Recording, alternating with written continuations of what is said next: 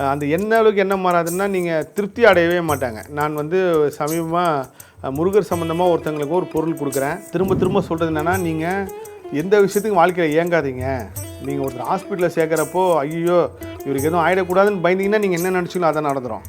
அதே சமயத்தில் நீங்கள் வந்து கல்யாணத்துக்கு ஒரு விஷயத்தை செய்கிறீங்க, இந்த வரன் கிடைக்காதோ அப்படின்னு நீங்கள் நினச்சினா கண்டிப்பாக கிடைக்காது. இந்த வரன் நம்மளுக்கு கிடைக்கலாம், என்ன பண்ணுறது, இந்த வரன் நம்மளுக்கு அமைஞ்சிருமோ, நீங்கள் எப்போ ஏங்கி தவிக்கிறீங்களோ நீங்கள் ரொம்ப யார் மேலே பாசம் வைக்கிறீங்களோ அவங்க தான் உங்களை ஃபஸ்ட்டு ஆட் பண்ணிட்டு போவாங்க. ஸோ இந்த எண்ணம் சார்ந்து தான் இந்த உலகம் ஃபுல்லாகவே இயங்கிட்டு இருக்காது. எந்த சூழ்நிலையாக இருந்தாலும் சரி, நீங்கள் ஏழையாக இருந்தாலும் சரி, பணக்காரர் இருந்தாலும் சரி, சாமி கும்பிட்டாலும் சரி, கும்பிட்டாலும் சரி, எப்போ நீங்கள் ஒரு விஷயத்துக்கு சார்ந்து பயப்படுறீங்களோ அந்த விஷயம் நீங்கள் பயந்த மாதிரியே நடக்கும். அண்ணனார் பெருமானே இந்த திருப்புகழ் பாடலை எந்த முருகரை குறிப்பிட்டிருக்காருன்னா, கந்தன்குடின்னு ஒரு முருகரை குறிப்பிட்டு பாடியிருக்காரு. அந்த கோயிலுக்கு நான் விரைவில் பயணம் செய்ய போகிறேன். அற்புதமான ஒரு கோவில். அதில் இந்த திருப்புகழ் பாடலை இந்த கோயிலை பற்றி பேசுறது ஒரு பெரிய புண்ணியம். அன்பார்ந்த முருகர் சொந்தங்களுக்கு வணக்கம். உலகெங்கும் வாழும் முருகர் பக்தர்களுக்கு வணக்கம். குமுதம் பக்தி நேயர்களுக்கு வணக்கம். திருப்பம் தரும் திருப்புகளில் இது வரைக்கும் நீங்கள் கொடுத்த ஆதரவும் அன்பும் உண்மையிலே ஒரு பெரிய முருகர் கொடுப்பனை தான் சொல்லணும். முருகப்பெருமான் கருணையால் நான் வந்து ஒவ்வொரு வாட்டியும் வந்து நேர்காணல் கொடுக்க வரப்பெல்லாம் வந்து 51 பாடலை எப்படா முடிக்க போகிறேன்ற ஒரு எண்ணத்தோடு தான் வருவேன். ஒரு சில நேரங்களில் வந்து சார் ஒரு கொஞ்சம் கேப் விட்டு செய்யலாமா அப்படின்லாம் கேட்டிருக்கேன். காரணம் வந்து இதை தேடி கண்டுபிடிச்சி இதை மக்கள்கிட்ட கொண்டு போய் சேர்க்கறது வந்து ஒரு பெரிய பணியாகவே இருக்குது. இதில் எல்லாருமே 1% கூட வந்து சுயநலமாகவோ இல்லை வந்து குமுதம் சார்ந்த ஒரு பப்ளிசிட்டிக்காகவோ இல்லை நான் தனிப்பட்ட முறையில் வந்து திருப்புகள் மூலயமா பெரிய வெளிச்சம் கிடைக்கணும் அப்படிலாம் கிடையாது. எல்லாருமே ஆத்மார்த்தமாக செய்கிறாங்க. அதான் உண்மை. குமுதம் பக்தி, ஏன்னா இந்த நேர்காணல் எடுக்கிறது வந்து ஞாயிற்றுக்கிழமை எடுக்கிறோம். பொதுவாக வந்து குமுதம் சேனல் வந்து ஞாயிற்றுக்கிழமை லீவு. ஆனால் நான் ரெக்வஸ்ட் பண்ணி, சார் நான் திங்கக்கிழமை திருவண்ணாமலைக்கு போகிறேன், அதுக்கப்புறம் திரும்ப இமயமலை பயணம் இருக்குது, ஞாயிற்றுக்கிழமை எனக்காக ஒதுக்கி கொடுங்கன்னொடனே அவங்க பெருந்தன்மையோடு வந்து கண்டிப்பாக கொடுங்க சார்ன்னு சொன்னாங்க. அந்த மாதிரி ஆத்மார்த்தமாக எல்லோரும் செய்கிறனால தான் இந்த சக்தியை வந்து கடத்தி கொண்டு போக முடியுது. இப்போ வரைக்கும் 28வது பாடலை நம்ம பார்க்கக்கூடிய பாடல் நினைத்தது வாழ்வின் நடக்க. இந்த நினைத்தது வாழ்வின் நடக்கன்னு எடுக்கிறப்போ இது பலவிதமான தலைப்புகள் உள்ளே போய் அதுக்கப்புறம் எதை சொல்லலான்றப்போ இதுதான் இந்த பாடலுக்கு உண்டான தலைப்பு கரெக்டாக இருக்கும் அப்படின்னு சொல்லி முடிவெடுத்தேன். அப்போது என்னோடய இன்ஸ்டாகிராம் பேஜில் வந்து நான் இந்த பாடல் கிடைச்ச உடனே ஒரு பதிவு ஒன்று செஞ்சேன். குடிசையில் இருந்தாலும் கோபுரத்தில் எண்ணம் போல் தான் வாழ்க்கை அமையும் சொல்லிட்டு. நிறைய பேர் வந்து இது எப்படி சார் எண்ணம் போல் வாழ்க்கை அமையினா, அப்போ குடிசையில் இருக்கிறவங்க என்ன இருக்கும், கோபுரத்தில் என்ன இருக்கும் அப்படின்லாம் கேட்டிருந்தாங்க.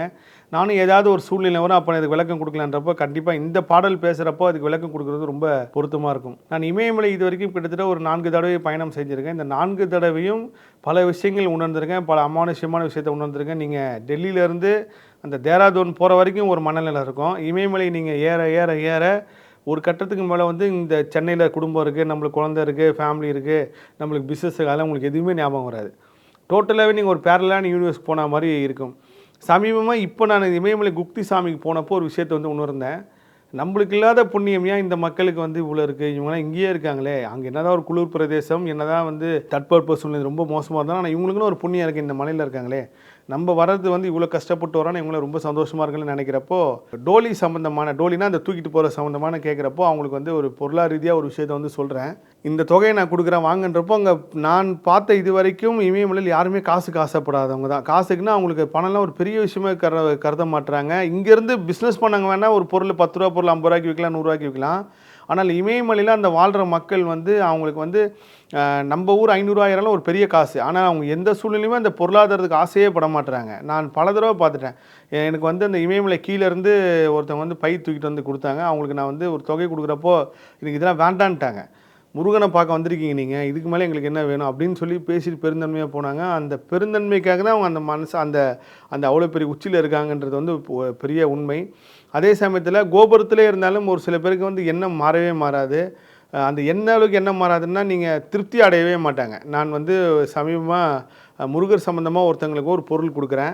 அந்த பொருள் வந்து ரொம்ப அற்புதமான ஒரு பொருள். நான் வந்து ரொம்ப ஆசைப்பட்டு ஏங்கின பொருள் ஒரு காலத்தில். அதுக்கு எனக்குலாம் இது கிடைக்காதான்னு சொல்லி, ஆனால் நான் அந்த எல்லாமே இப்போ பற்றற்ற நிலை, நம்ம முருகர் மட்டும் நினச்சா முருகரே நம்ம உணர்ந்துட்டோம், இதுக்கப்புறம் எதுவுமே பெருசு கிடையாது நினச்சி அந்த பொருளை கொடுத்ததுக்கப்புறம் கூட அவங்க மனசு வந்து திருப்தி அடைய மாட்டேங்குது.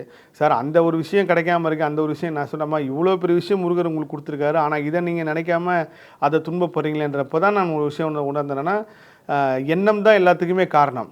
நம்மளுக்கு வந்து முருகரே கிடச்சிட்டாரு, இதுக்கு மேலே வேறு என்ன வேணும் நீங்கள் நினச்சாலே உங்களுக்கு எல்லா திருப்தியும் கிடச்சிரும். திரும்ப திரும்ப சொல்கிறது என்னென்னா, நீங்கள் எந்த விஷயத்துக்கும் வாழ்க்கையில் ஏங்காதீங்க. நீங்கள் ஒருத்தர் ஹாஸ்பிட்டலில் சேர்க்குறப்போ, ஐயோ இவருக்கு எதுவும் ஆகிடக்கூடாதுன்னு பயந்தீங்கன்னா நீங்கள் என்ன நினச்சிங்களோ அதான் நடந்துடும். அதே சமயத்தில் நீங்கள் வந்து கல்யாணத்துக்கு ஒரு விஷயத்தை செய்கிறீங்க, இந்த வரன் கிடைக்காதோ அப்படின்னு நீங்கள் நினச்சினா கண்டிப்பாக கிடைக்காது. இந்த வரன் நம்மளுக்கு கிடைக்கலாம் என்ன பண்ணுறது, இந்த வரன் நம்மளுக்கு அமைஞ்சிருமோ நீங்கள் எப்போ ஏங்கி தவிக்கிறீங்களோ அப்பயே அந்த விஷயத்தை வந்து இயற்கையை வந்து ஒரு விஷயத்தை என்ன புரிஞ்சுங்கன்னா, இயற்கைக்கும் சரி இறைவனுக்கும் சரி உங்களை எங்கே அடித்தா எங்கே வலிக்குன்னு சொல்லி ரொம்ப தெளிவாக தெரியும். நீங்கள் ரொம்ப யார் மேலே பாசம் வைக்கிறீங்களோ அவங்க தான் உங்களை ஃபஸ்ட்டு ஆட் பண்ணிட்டு போவாங்க. ஆசையாக பிள்ளைக்கு வந்து பைக் வாங்கி கொடுத்துருப்பாங்க. ஒரே பையன் பல லட்ச ரூபா பைக் வாங்கி கொடுத்து அந்த பையன் வாங்கி ஒரு 30 நாளில் எங்கேயோ ஒரு விபத்தாகி மரணம் அடைஞ்சு போகிறான். சின்ன வயசுலேருந்து ஆசையாக தூக்கி ஒரே பையன் சொல்லி செல்லம் கொடுத்து வளர்த்துருப்பாங்க. அந்த பையன் ஒரு 22, 23 வயசு ஆனதுக்கப்புறம் நீலாம் எனக்கு என்ன செஞ்ச, நீலாம் ஒரு அம்மாவான்னு கேட்டு போகிறது, இது எல்லாமே மனிதன் அந்த ஒரு கர்ம சுழற்சியில் நடக்கிற விஷயம்தான். இது எல்லாமே எங்கே சேர்ந்து வருது பார்த்தீங்கன்னா எண்ணம் தான். எண்ணம் போல் வாழ்க்கை அமைன்றப்போ நீங்கள் உங்களுக்கு சாப்பாட்டில் நான் வந்து ஒரு நேர்காணலை வந்து சொல்லியிருந்தேன். அது வந்து அப்போது நிறைய பேர் வந்து அக்செப்ட் பண்ணிக்கிட்டாங்க. ஒரு சில பேர் வந்து அது எப்படி நம்மளுக்கு சாப்பாட்டில் விஷம் வச்சா வந்து மன்னிச்சு விடணும்னு கேட்டாங்க. இது உண்மை. உங்களுக்கு எதிரில் ஒருத்தர் சாப்பாட்டிலே விஷம் வச்சுட்டான், அவன் ரொம்ப நெருங்கியவன், நம்மளுக்கு துரோகமாக செஞ்சோ இல்லை நம்ம ஏதோ ஒரு வகையில் பாசத்தால் நம்ம கூட பழகி இப்படி செஞ்சுட்டான், ஆனால் உங்கள் சாப்பாட்டில் விஷம் இருக்குன்னு தெரிஞ்சு நீங்கள் எந்த ஒரு எதிர்வினையும் காட்டாமல் எந்த ஒரு கோபமும் படாமல் மன சமநிலையோடு நீங்கள் அதை சாப்பிட்டீங்கன்னா அடுத்த அரை மணி நேரத்தில் உங்களை எப்படியாவது ஹாஸ்பிட்டலுக்கு கொண்டு போகிறவளோ இயற்கை ஒரு வழி ஏற்படுத்தும். இது சத்தியம். யாரையுமே நம்ம பழி வாங்குறதோ இல்லை யாரையுமே வந்து நம்ம வெறுத்து ஒதுக்குறதோ செய்யவே கூடாது. நீங்கள் எப்போ எல்லாத்தையும் அக்செப்ட் பண்ணிக்கிறீங்களோ, நம்மளுக்கு இன்றைக்கி அடிபட்டுச்சு விபத்து ஆகிடுச்சா, சரி ஓகே நான் அக்செப்ட் பண்ணிக்கிறேன், ஏதோ ஒரு காரணமாக இருக்குது நினச்சிங்கனாலே அந்த புண்ணு சீக்கிரம் ஆறிடும். ஐயோ நான் எந்த பாவம் பண்ணணும், என்ன குற்றம் பண்ணணும், இப்படி நம்மளுக்கு ஆயிடுச்சுன்னு நினைக்க அந்த புண்ணு ஆறாமல் போகும். ஸோ இந்த எண்ணம் சார்ந்து தான் இந்த உலகம் ஃபுல்லாகவே இயங்கிட்டு இருக்காது. எந்த சூழ்நிலையாக இருந்தாலும் சரி, நீங்கள் ஏழையாக இருந்தாலும் சரி, பணக்காரர் இருந்தாலும் சரி, சாமி கும்பிட்டாலும் சரி, கும்பிட்டாலும் சரி, எப்போ நீங்கள் ஒரு விஷயத்துக்கு சார்ந்து பயப்படுறீங்களோ அந்த விஷயம் நீங்கள் பயந்த மாதிரியே நடக்கும். நிறைய பேர் பார்த்துருப்போம், வந்து சும்மா சாதாரணமாக போயிட்டுருப்பாங்க, பார்த்து ஜாக்கிரதையாக போன்றப்போ அவன் டக்குன்னு கீழே வந்துருப்பான். அவன் தெளிவாக தான் போயிருப்பான். ஆனால் நீங்கள் சொன்ன அந்த எண்ண அலைவரிசை வந்து அவனை போய் அட்டாக் பண்ணியிருக்கோம். இது பெரிய உண்மை. அந்த எண்ணம் சார்ந்த ஒரு சக்திக்கு வந்து அரையனார் பெருமான் திருப்புகழில் ஒரு பாடல் கொடுத்துருக்காரு. அந்த பாடல் தான் நினைத்தது வாழ்வில் நடக்க. ஸோ நல்லதை நினை, நல்லதை கேளு, நல்லதை செய், நம்ம முன்னோர்கள் சொல்லி வச்சதுக்கு பின்னாடி ஒரு பெரிய அர்த்தம் இருக்குது. அதோட தொடர்ச்சியான ஒரு விஷயம் சொல்கிறேன். சின்ன வயசுலேருந்து நம்ம ஒரு விஷயத்தை வந்து கேள்விப்பட்டிருப்போம். சவ ஊர்வலம் எதிரில் வந்தால் நல்லது அப்படின்னு சொல்லியிருப்பாங்க. எதிரில் போகும்போது ஒரு சவ ஊர்வலம் வருதுன்னா அதை பார்த்துட்டியா அப்போ உங்கள் காரியம் சக்ஸஸ் ஆகும்னு சொல்லி. இந்த நம்ம தமிழ்நாட்டை பொறுத்த வரைக்கும் நம்ம மக்கள் வந்து உளவியல் ரீதியாக ரொம்ப வீக்கானவங்க. அது பாசமாக இருந்தாலும் கோவமாக இருந்தாலும் வீரமாக இருந்தாலும் டக்குன்னு அஃபெக்ட் ஆகிடுவாங்க. அந்த மாதிரி ஒரு மக்களுக்கு நம்ம முன்னோர்கள் ஒரு பெரிய விஷயத்தை சொல்லியிருக்காங்க பாருங்கள். என்னென்னா சவ ஊர்வலம் தான் எதிரில் நல்லது. ஏன்னா இவன் அதை நீங்கள் இந்த பழமொழி நம்மளுக்கு கேட்கறதுக்கு முன்னாடி வரைக்கும் நம்ம அதை பார்த்தா வந்து ஒரு விஷயம் பயந்துடும். ஆஹா, ஒரு மனிதனுக்கு வந்து இன்னொரு பிணத்தை பார்த்தா ஒரு பயம் வரும்ல, அது அந்த பயம் வந்து அவனை ரொம்ப வீக் ஆகிடக்கூடாதுன்னு தான் சவ ஊர்வலம் எதில் வந்தால் நல்லது அப்படின்னு சொன்னதுனால நம்ம ஆட்டோமேட்டிக்காகவே அந்த சவ ஊர்வலம் வந்தோன்னே இன்றைக்கி நம்ம போகிற விஷயம் சக்ஸஸாக நடக்க போகுது. எப்போ உங்கள் எண்ணம் நம்ப ஆரம்பிக்குதோ, உங்கள் மனசு நம்ப ஆரம்பிக்கும் போதோ உண்மையிலே அந்த விஷயம் சக்ஸஸ் ஆகிடும். அதே மாதிரி வந்து சவ ஊர்வலத்தில் நம்ம கிராஸ் பண்ணி போகிறப்போ அந்த பூவை மிதிச்சிட்டா வந்து ஐயோ வந்து இந்த மாதிரி நம்ம வீட்லேயே அந்த தோஷம் வந்துடும், தீட்டு வந்துடும்னா சொல்லியிருப்பாங்க. இதுக்கு உண்மையான காரணம் என்னென்னா, இதுக்கு முன்னாடி அப்படி நினச்சவங்க இதுக்கப்புறம் அப்படி நினைக்க போகிறவங்க எல்லாருக்குமே இந்த காணொலி ஏதோ ஒரு வகையில் பிரபஞ்சம் கொண்டு வந்து சேர்க்கும். அந்த காலத்தில் வந்து கிட்டத்தட்ட ஒரு 200, 300 ஆண்டுகளுக்கு முன்பு ஒரு மனிதன் இறந்தான் அப்படின்னா காட்டுக்குள்ளே போய் புதைக்கிறது தான் வழக்கம். அதனால தான் இப்போ வரைக்கும் சுடுகாடு இடுகாடுன்னு சொல்லி நம்மளோட தொட்டு அந்த பேர் இருந்துக்கிட்டே இருக்குது. கிட்டத்தட்ட ஒரு ஆள் நடமாட்டமே இல்லாத மிருகங்கள் வாழும் பகுதியில் ஒரு காட்டில் போய் புதைச்சிருவாங்க. முதல்ல நம்மளுக்கு புதைக்கிற பழக்கம் தான் இருந்தது. அதுக்கப்புறம் தான் எரிக்கிற பழக்கம் வந்தது. அப்போ புதைக்கிறதுக்கு போகும்போது அந்த ரோடு ஃபுல்லாகவே வந்து வனவிலங்குகள் வந்து ரொம்ப டிஸ்டர்ப் பண்ணுறதுக்காக தான் பட்டாசு வெடிச்சிட்டு போனாங்க, வெடி வெடிச்சிட்டு போனாங்க. அந்த வெடி சத்தம் கேட்குறப்போ அந்த வனவிலங்குகள் வராது. அதே மாதிரி ஒரு 200 வருஷத்துக்கு முன்னாடி 300 வருஷத்துக்கு முன்னாடி எந்த ஒரு போக்குவரத்து வசதியும் கிடையாது. ஏதோ ஒரு குக்கிராமத்தில் வந்து ஒரு ராமசாமின்னு ஒருத்தர் இறந்துட்டார் அப்படின்னா அதே போல் வந்து நம்ம ஒரு நைட்டு பாடியை வச்சுட்டு அடுத்த நாள் எடுத்துகிட்டு போகிறதுக்கு பின்னாடி ஒரு காரணம் இருக்குது. இது எல்லாமே உளவியல் சார்ந்த நம்ம மக்கள் வந்து முன்கூட்டியே சொல்லி வச்ச ஒரு விஷயம். ஏன் அப்படின்னா வெளியூர்லேருந்து ஆட்கள் வருவாங்க. வெளியூர்லேருந்து ஆட்கள் வந்து அடுத்த நாள் வந்து அவங்கள பார்க்குறதுக்கு வசதியாக தான் இன்றைக்கி காலைல ஒருத்தர் இறந்தாருன்னா ஒரு நைட்டு வச்சுட்டு அடுத்த நாள் சாயங்காலமோ இல்லை காலையில் அடக்கம் பண்ணுவாங்க. அதே மாதிரி அந்த ஒரு நாள் நைட்டு வைக்கிறப்போ அந்த நைட்டு வந்து வீட்டாண்ட இப்போ வரைக்கும் அந்த பழக்கம் இருக்குது. அது நம்ம முன்னோர்கள் உருவாக்குனது வந்து ஒரு பிணம் வந்துச்சுனாலே அதோட பிண வாசம் சொல்லுவாங்க. அது எல்லா மிருகங்களுக்கும் போய் அந்த மிருகம் தேடி வரப்போ இந்த தீப்பந்தம் இந்த நெருப்பு வந்து அதுலேருந்து அந்த பாதிப்புலேருந்து காப்பாற்றுறதுக்காக அந்த எரியிற நெருப்பு வந்து கொளுத்தி வச்சாங்க. அது இப்போ வரைக்கும் தொட்டு வருது. அதே போல் அடுத்த நாள் வரவங்களுக்கு வந்து இந்த வீடு எங்கே இருக்குது, சுடுகாடு எங்கே இருக்குது, இடுகாடு எங்கே இருக்குதுன்னு தெரியாதனால அவங்க ஏதோ ஒரு வகையில் ஒத்தையடி பாதையில் இங்கே வந்தால் கூட இந்த பூ போட்டு போகிற பழக்கம் இருந்துச்சு. இந்த பூ எங்கெல்லாம் போதோ இந்த பூ பாதையை தேடியே வந்து அவங்க கரெக்டாக அந்த சுடுகாட்டுக்கு வந்து சேர்ந்துருவாங்க. இதுக்காக உருவாக்கப்பட்டதை தவிர நம்ம பூவை மெரிச்சா தோஷம் வந்துடும், பூவை மெரிச்சிட்டு நம்ம குளிச்சு தான் போகணும் அப்படின்லாம் எதுவும் நினைக்காதீங்க. எல்லாமே நம்ம எண்ணம் தான். நீங்கள் கர்மா சம்மந்தமான ஒரு புக்கு ஒன்று இருக்குது, சத்குரு ஈஷா எழுதியிருக்காரு. என்னோட கர்ம ஆராய்ச்சியில் நான் ஒரு விஷயம் தேடிட்டு இருக்கும்போது எனக்கு அந்த புக்கு ஒருத்தர் ரெஃபர் பண்ணார். பொதுவாக நான் எந்த புக்கு வாங்கினாலும் வந்து முதல் பாதி பார்க்குறதோட கடைசி பக்கம் தான் பார்ப்பேன். அந்த கடைசி பாதை எப்படி முடிச்சிருக்காங்களோ அதுலேயே தெரிஞ்சிடும் அந்த புக்கில் என்ன விஷயம் இருக்குது, என்ன சரக்கு இருக்குது, இது நம்ம படிக்கலாம் வேண்டாமான்ட்டு. அப்போ நான் வந்து ஒரு ரமண மகரிஷி ஒரு விஷயத்த சொல்கிறாரு. அதே ரமண மகரிஷி சொன்னதை பரமஹம்சர் சொல்கிறாரு, ராமகிருஷ்ணர் சொல்கிறாரு, விவேகானந்தர் சொல்கிறாரு. எல்லாருமே ஒரு விஷயத்த சொல்கிறாங்க. என்ன சொல்கிறாங்க அப்படின்னா, நீங்கள் தெரிஞ்சோ தெரியாமையோ ஒரு பாவம் செய்கிறீங்க, இல்லை ஒரு குற்றம் செஞ்சிட்டிங்கன்னா, ரைட்டு நான் செஞ்சுட்டேன் அப்படின்னு நீங்கள் வந்துடணுமே தவிர, ஐயோ நான் பெரிய தப்பு பண்ணிட்டேன், பெரிய பாவம் பண்ணிட்டேன், நான் வந்து செய்யக்கூடாத ஒரு குற்றம் செய்ய நீங்கள் நினச்சிங்கன்னா, கண்டிப்பாக அதுக்குண்டான தண்டனையும் அதுக்குண்டான பாவம் அந்த கர்மா உங்களுக்கு வரும். எப்போ நீங்கள் நியூட்ரலான மனநிலையில் யாரும் செய்யாமல் இருக்கீங்களோ, உங்களுக்கு நான்வெஜ் பிடிக்குதா, விரதம் இருக்கும்போது பிடிக்குதா, தெரியாமல் சாப்பிட்டீங்கன்னா விட்டுருங்க. சில பேர்லாம் 48 நாள் விரதம் இருக்கும்போது நான் தெரியாமல் முட்டையை போட்டு கேக் சாப்பிட்டேங்கன்றது ஒரு பெரிய தெய்வ குத்த மாதிரி அப்படிலாம் நினைக்காதீங்க. எல்லா தப்புமே நீங்கள் செய்யணும் விதி இருந்தால் கண்டிப்பாக செஞ்சு தான் ஆவீங்க. நீங்கள் ஒழுக்கமாகவே நம்ம இருந்தோன்னுட்டு எவ்வளோ பேர் முயற்சி பண்ணாலும் 99% பேர் ஏதோ ஒரு வகையில் தப்பு பண்ணி அதன் மூலயமா வந்து நம்மளுக்கு பாவம் வந்துருச்சோ குற்றம் வந்துருச்சோ நினச்சி துன்பப்படுறவங்க தான். அப்போ அந்த புக்கில் எழுதியிருக்கு, நீங்கள் ஒரு எந்த விஷயம் செஞ்சாலும் குற்ற உணர்ச்சியோடு செஞ்சீங்கன்னா அதுக்கு உண்டான பாவம் உங்களை வந்து சேரும். அதனால் சமநிலையோடு இருக்கிற மாதிரி விஷயத்த சொல்லியிருப்பாங்க. இதான் உண்மை. உங்கள் எண்ணம் தான் எல்லாத்தையுமே தீர்மானிக்கும். நீங்கள் ஒரு பெரிய தலைவலி ஒருத்தர் இருக்குது, காலிலேருந்து மதியானம் வரைக்கும் தலைவலி இருக்கிறட்ட போய்ட்டு ஒரு சாக்லேட் இருக்குல்ல மாத்திரமா இருக்கும், அதை நீங்கள் கையில் மூடி இதுதான் பெஸ்ட்டு தலைவலி மாத்திரை, சாப்பிட்டு 10 நிமிஷத்தில் உனக்கு சரியானு கொடுங்க, கண்டிப்பாக ஒரு 20 நிமிஷத்தில் தலைவலி கம்மியான மாதிரி ஒரு ஃபீல் பண்ணுவார். அது ஏன்னா அந்த எண்ணம். ஸோ இந்த எண்ணம் தான் எல்லாத்தையுமே தீர்மானிக்குது. இந்த எண்ணத்தை பற்றி பேசுறதுக்கு மட்டுமே ஒரு 1 மணி நேரம் 1.5 மணி நேரம் தேவைப்படும். ஏன்னா நான் கர்ம ஆராய்ச்சியில் உணர்ந்த எல்லா விஷயத்துக்கும் மனிதனுக்கு துன்பம், அவன் வந்து இப்போ லாஸ்ட் பர்த்தாக இருக்கட்டும், இல்லை இதுக்கப்புறம் பிறக்க போகிற பர்த்தாக இருக்கட்டும், இப்போ அனுபவிக்கிற எல்லா பர்த், அவன் வாரிசு, அதுக்கப்புறம் அவங்க முன்னோர்கள், இவங்க எல்லாத்தையும் ஒரு புள்ளி இணைக்கு தான் அந்த எண்ணமும் அந்த நினைவும் தான் அந்த நினைக்கிற விஷயம்தான். காலையிலேருந்து சாயங்காலம் வரைக்கும் நீங்கள் பக்கத்து வீட்டை குறை சொல்லியே ஒருத்தங்க இருந்தாங்கன்னா, அவங்க ஃபேமிலியில் ஒரு பையன் பிறந்து எப்படி இவங்க குறை சொன்னாங்களோ அதே மாதிரி அந்த பையன் போய் வேற ஒரு வீட்டில் வளர்ந்து அந்த இவங்க சொல்கிற மாதிரி அந்த குறையை வந்து கேட்டு அவன் கடைசியில் அந்த குறை திட்டு வாங்குற ஒரு ஆளாக போய் மாறுறான். இது பெரிய உண்மை. ஸோ நீங்கள் பொதுவாக நீங்கள் எல்லாருக்கும் சொல்லிக் கொடுக்கணும்னு நினச்சது நமக்கு எத்தனை பேருக்கு நீங்கள் உங்கள் பசங்களுக்கு சொல்லிக் கொடுக்க வேண்டியது என்னென்னா, கர்மாராய்ச்சி வந்து விஷயத்தை சொல்கிறேன். உங்களுக்கு எத்தனை பேர் கெடுதல் செஞ்சாலும், எத்தனை பேர் துரோகம் செய்தாலும், இவ்வளோ பெரிய உன்னை பாவத்துக்கு உண்டானாங்களே நீ அவனை மன்னிச்சிடு, பழி வாங்காத, இயற்கைக்கிட்ட ஒப்படைச்சிரு. அந்த இயற்கையை வந்து நீ நினச்சதை விட பெரிய அளவுக்கு அவனுக்கு ஒரு தண்டனையும் அவனுக்கு ஒரு திருப்பையும் கொடுத்து உனக்கு ஒரு பெரிய நியாயத்தை கொடுக்கும்னு சொல்லி வளங்க. அதே போல் நினைக்கிறது தான் நம்ம வாழ்க்கையில் நடக்கும். அதை நீங்கள் நல்லதாக நினச்சிட்டுறப்போ பெரிய ஒரு கஷ்டம் வராது. அது ஒரு கதையே இருக்குது. ஒருத்தன் ஒரு மரத்துக்கு கீழே கற்பக மரத்துக்கு கீழே போய் படுத்த உடனே நான் வந்து நல்ல தூக்கம் வரணும்னு கேட்டான், தூக்கம் வந்துச்சு. நல்ல சாப்பாடு வேணும்னு கேட்டான், சாப்பாடும் கிடச்சிது.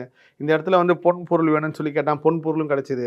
ஒரு கட்டத்துக்கு மேலே அவனுக்கு ரொம்ப மன ஓட்டம், எண்ண ஓட்டம் எங்கெங்கேயோ போய் இவ்வளவும் கிடச்சிருச்சு. இப்போ ஒரு புலி வந்து நம்மளை சாப்பிட்டா எப்படி இருக்குன்னு நினைக்கிறேன். கரெக்டாக அதே மாதிரி புலி வந்து சாப்பிட்டுருச்சு. இதான் உண்மை. இயற்கையை வந்து ஒரு கற்பக விருட்சம் மாதிரி நம்மளை சுற்றி எல்லா இடத்துலையும் இருக்குது. அதனால் நீங்கள் நல்லதை பேசிகிட்டே இருக்கும்போது உங்களுக்கு எல்லாமே நல்லதாக மாறும். என் வாழ்க்கையிலே ஒரு சம்பவம் வந்து ஒரு விஷயத்தை வந்து நான் பார்த்துருக்கேன். ஒரு பையன் வந்து ரொம்ப மோசமாக வண்டி ஓட்டு போயிட்டே இருப்பான். பயங்கரமாக வண்டி ஓட்டு போயிட்டே இருப்பான். ரோட்டில் பெரியவங்க யாருன்னா போனால் அவங்கள இடிக்கிற மாதிரிலாம் போவான். தொடர்ந்து அப்படி போயிட்டே இருக்கும்போது யாரோ ஒருத்தங்க ஒரு வார்த்தை சொல்கிறாங்க அவங்ககிட்ட, நீ இப்படி போறிய எங்கேயோ தண்ணியில் அடிபட்டு சாக போகிற அப்படின்னு சொல்லி ஒரு வார்த்தையை சொல்கிறாங்க. அதே மாதிரி அந்த பையன் தண்ணீரில் அடிபட்டு இறந்தான்றது நான் கண்கூடாக நான் பார்த்தேன். இப்போ இந்த கர்மாராய்ச்சி வந்ததுக்கப்புறம் தான் இதெல்லாம் உணர்றேன். அவர் வாக்கு எவ்வளோ பலிதமாயிடுச்சு பாருங்கள். ஒருவேளை இந்த அம்மா வந்து சொல்லிட்டே இருப்பாங்க அவங்ககிட்ட, இந்த மாதிரி பார்த்து போடா, ஏதாவது ஆகிட போகுது, யாராவது பயந்துகிட்டே இருப்பாங்க. அதனாலேயும் இப்படி ஆச்சா, இல்லை அந்த பையனோட சாபமா, இது இந்த மாதிரி நிறைய விஷயத்துக்கு வந்து நம்மளுக்கு எண்ணம் தான் பெரிய காரணமாக இருக்குது. ஸோ நல்லதை நினைப்போம், நல்லதை செய்வோம். சோஷியல் மீடியாவில் கூட கமெண்ட்ஸ் பண்ணலாம், அதுவும் இது ஒரு கர்மா தான். யாருனே தெரியாத, முகம் தெரியாத ஒரு ஆளை போய் திட்டுறது, அவங்கள போய் நம்ம வசைப்படுறது எல்லாமே நம்ம இன்றைக்கி அனுபவிக்கலாம் கூட நம்ம இன்னொரு பர்த்லேருந்து இதே நம்ம எங்கேயோ ஒருத்தர் போய் திட்டு வாங்குவோம். ஸோ தொடர்ந்து நம்ம நல்லதே பேசுவோம். உங்களை சுற்றி எவ்வளோ பெரிய சூழ்ச்சிகள் நடந்தாலும், எவ்வளோ மோசமான எதிர்வினை வந்தாலும் நல்லதை மட்டும் நினைங்க. நினைத்தது வாழ்வில் நடக்கிறதுக்காக அருணகிரிநாதர் பெருமான் ஒரு அற்புதமான திருப்புகழ் பாடல் கொடுத்துருக்காரு. 28ஆவதாக பார்க்கக்கூடிய பாடல் இந்த பாடல் தான். இந்த பாடலில் முதல் 4 வரைக்கும் நான் பதிவு செய்கிறேன். இந்த பாடலில் குரல் வடிவம் எழுத்து வடிவம் குமுதம் பக்தி டிஜிட்டல்லையும் குமுதம் பக்தி வாரதல்லையும் வரும். இதில் ஒரு பெரிய ஆச்சரியம்னா, கர்ம ஆராய்ச்சியில் நான் ஒரு கோயில் கண்டுபிடிக்கிறேன். இந்த கோயிலுக்கு நம்ம போகணும்னு சொல்லி நோட் பண்ணி வைக்கிறேன். இது நோட் பண்ணி வச்சு ஒரு 10 நாள் 15 நாள் கழித்து திருப்புகளுக்காக நான் ப்ரிப்பேர் ஆகிறப்போ கடைசியாக எந்த கோயிலுக்கு போகணுன்னு சொல்லி எனக்கு உத்தரவு வந்துச்சோ அந்த கோயில் தான் இந்த சம்மந்தமான கோவில். இந்த பாடலுக்கும் அந்த கோயிலுக்கும் ஒரு பெரிய தொடர்பு இருக்குது. அருணகிரிநாதர் பெருமானே இந்த திருப்புகழ் பாடலை எந்த முருகரை குறிப்பிட்டிருக்காருன்னா, கந்தன்குடின்னு ஒரு முருகரை குறிப்பிட்டு பாடியிருக்காரு. அந்த கோயிலுக்கு நான் விரைவில் பயணம் செய்ய போகிறேன். அற்புதமான ஒரு கோவில். அந்த கோவில் பற்றி எல்லாருமே தெரிஞ்சுக்கணும். அது கண்டிப்பாக முருகப்பெருமான் நம்ம மூலிமா சொல்லப்பார் நம்புகிறேன். அதில் இந்த திருப்புகழ் பாடலை இந்த கோயிலை பற்றி பேசுறதும் ஒரு பெரிய புண்ணியம். 28ஆவதாக வரக்கூடிய பாடல் நினைத்தது வாழ்வில் நடக்க, நல்லதே நினைக்கிறதுக்காக உண்டான பாடல். எந்தன் சடலங்கம் பல பங்கம் படு தொந்தங்களை என்றுந்துயர் பொன்றும்படி ஒரு நாளே இன்பந்தரு செம்பொன் கடலுந்துங்கடல் தந்தும் பிணை என்றும்படி பந்தங்கெட மயிலேறி வந்தும் பிற சண்டம்பகி ரண்டம்புவி எங்கும் திசை மண்டும்படி நின்றுஞ்சுடர் ஒளி போலும் வஞ்சங்குடி கொண்டுந்திரி நெஞ்சந்துகள் என்றுங்கொளும் வண்டன் தமி என்றன் பவம் ஒழியாதோ தந்தந்தன திந்திந்திமி என்றும் பல சஞ்சங்கொடு தஞ்சம்புரி கொஞ்சுஞ்சிறு மணியாரம் சந்தந்தொனி கண்டும் புயல் அங்கன் சிவன் அம்பன்பதி சம்புந்தொட நின்றுந்தினம் விளையாடும் கந்தன் குகனென்றன் குரு வென்றுந்தொழும் அன்பன் கவி கண்டுய்ந்திட அன்றன்பொடு வருவோனே கண்டின் கனி சிந்துஞ்சுவை பொங்கும் புனல் தங்குஞ்சுனை கந்தன் குடியின் தங்கிய பெருமாளே. நினைத்தது வாழ்வில் நடக்கிறதுக்கு நினைத்தது அப்படின்னு சொல்லி நான் நினைக்கிற பற்றிலாம் எல்லா விஷயத்தையும் பதிவு செஞ்சுருந்தேன். அதுக்குண்டான ஒரு தொடர்ச்சியான ஒரு விஷயத்தை மட்டும் சொல்லிவிட்டு இந்த கோயிலை பற்றி கந்தன்குடியை பற்றி மட்டும் நான் சொல்லிவிட்டு இந்த காணொலி வந்து நான் முடிச்சுக்கிறேன். பிரபஞ்சம் நம்மளை சுற்றி வேலை செய்தா, நம்ம வந்து உண்மையிலே இயற்கை நம்மளை பார்த்துக்கிட்டு தான் இருக்கா, நம்ம இயற்கையோட ஒன்றி தான் வாழ்கிறோமா, இந்த யூனிவர்ஸ் வந்து நம்மளை கவனிச்சிக்கிட்டு நம்ம யூனிவர்ஸ் படி தான் நடக்கிறோமா. ஏன்னா தொடர்ந்து எல்லாருக்கும் ஒரு விஷயத்தை வந்து பார்த்துட்டே இருப்பாங்க. அதில் 2 விஷயத்தை வந்து நான் பதிவு செய்கிறேன். நீங்கள் வாழ்க்கையில் இது வரைக்கும் மெடிடேஷன் பண்ண முயற்சி பண்ணியிருக்கீங்களோ இல்லையோ, ஒருவேளை அப்படி பண்ணலைன்னா மெடிடேஷன் பண்ணணும், தியானம் பண்ணணும் ஒரு நாள் தேர்ந்தெடுத்து உங்களுக்கு எந்த நாளோ, ஞாயிற்றுக்கிழமையோ திங்கக்கிழமையோ எந்த நாள் உங்களுக்கு வசதியாக இருக்கோ அந்த நாளில் சரியாக ஒரு 15 நிமிஷம் மட்டும் காலையில் ஒரு 5 மணிலேருந்து ஒரு 5:15 அப்படின்னா 6 மணிலேருந்து ஒரு 6:15 நீங்கள் உங்கள் பக்கத்தில் விட்டு சொல்லிடுங்க, என்னை வந்து 15 நிமிஷத்தில் எழுப்பிடுங்க அப்படின்ட்டு. 15 நிமிஷம் கஷ்டமாக இருந்தால் கூட ஒரு 10 நிமிஷம்னு வச்சுக்கோங்க. இது வரைக்கும் மெடிடேஷன் பண்ணாதவங்க, ஏன்னா மெடிடேஷன் பண்ணுறவங்களும் கண்டிப்பாக யூனிவர்ஸோட ஒரு தொடர்பு ஏற்படுத்தி அந்த சக்தியை அவங்கள அடுத்ததுக்கு அடுத்து கொண்டு போயிருக்கோம். மெடிடேஷன் பண்ணாதவங்க இதை முயற்சி பண்ணி பார்க்கும்போது நான் சொல்ல விஷயம் நினச்சதுதான் நடக்குமா, நல்லதே நினச்சா நல்லது நடக்குமா அப்படின்றதுக்கு வந்து ஒரு பெரிய பதிலாக அவங்களுக்கு இருக்கும். அந்த ஒரு 10 நிமிஷம் வந்து நீங்கள் கண்ணை மூடி உட்காருங்க. உட்கார்ந்த 3வது நிமிஷத்தில் நீங்கள் தியானம் பண்ணுறதுக்கு முன்னாடி வரைக்கும் கூட கொஞ்சம் ரொம்ப பாசிட்டிவாக நினச்சிருப்பீங்க, உங்களை சுற்றி எல்லாமே நல்லதாக இருந்திருக்கும். ஆனால் நீங்கள் தியானம்னு உட்காந்தோடனே உங்கள் மனசு அலைப்பாயும் பாருங்கள். அலைப்பாயிறதை தாண்டி திடீர்னு போய் நீங்கள் ஒரு தண்டவாளத்தில் விழுற மாதிரியோ, இல்லை உங்கள் மேலே ஒரு ட்ரெயின் ஏறுற மாதிரியோ, இல்லை உங்களை யாராவது கத்தி எடுத்து வெட்டுற மாதிரியோ, இல்லை நீங்கள் யாரையோ போய் ஒரு கத்தி எடுத்து வெட்டுற மாதிரியோ, இல்லை உங்கள் குடலை உருவுறோம், இப்படி இவ்வளோ மோசமான எண்ணங்கள் ஒரு சாராருக்கு வரும். இன்னொருத்தருக்கு ஒரு சிலமான காம எண்ணங்கள் சார்ந்த ஒரு விஷயம் வரும். இன்னொருத்தர் இதை தாண்டி எங்கேயோ பள்ளத்துலேருந்து உழுற மாதிரியோ, மலையிலேருந்து குதிக்கிற மாதிரியோ, இந்த மாதிரி சிந்தனைகள்லாம் வரும். இப்படி வர்றது தான் உங்களுக்கு வந்து இயற்கை உங்களை சுற்றி ஒரு விஷயம் நடத்திக்கிட்டு இருக்கு. உங்கள் மனசு அமைதியாக்கிறதுக்கு அதுக்கு முன்னாடி இந்த விஷயத்தில் நீங்கள் பார்த்தா மட்டும்தான் உங்கள் மனசு அமைதியாகும்.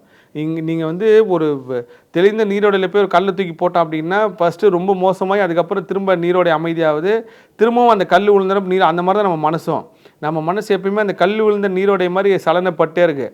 நீங்கள் அந்த ஒரு 10 நிமிஷம் அமைதியாக உட்காரீங்களா, அந்த 10 நிமிஷத்தில் 9 நிமிஷம் உங்கள் மனசு ரொம்ப ரொம்ப மோசமாகி எப்படா கண்ணை திறப்புன்ற அளவுக்கு திறந்துடுவீங்க. இதுதான் இந்த நினைத்தது வாழ்வில் நடக்கிறதுக்கும் நம்ம எண்ணம் போல் வாழ்க்கைக்கும் ஒரு பெரிய தொடர்பு.